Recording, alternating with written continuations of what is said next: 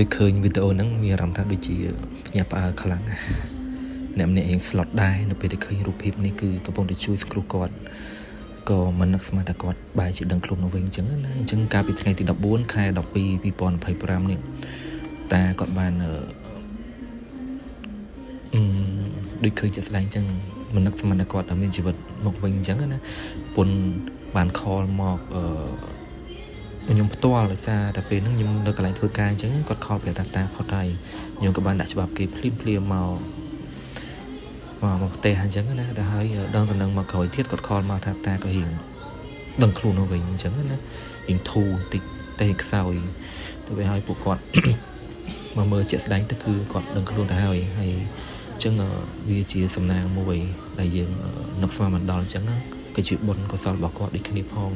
ព្រោះទ្រព្យទៅលឺចាស់និយាយពីមុនមកថាមនុស្សផ្លឹកនេះយើងបានជួបផ្ទាល់ថាផ្លឹកវាមិនអញ្ចឹងណាអញ្ចឹងអនឹកស្មានថាគាត់មានជីវិតឡើងវិញទេអញ្ចឹងម្នាក់ខំប្រឹងធ្វើបុណ្យទៅបើសិនជាអាចមានឱកាសដូចគាត់អញ្ចឹងណា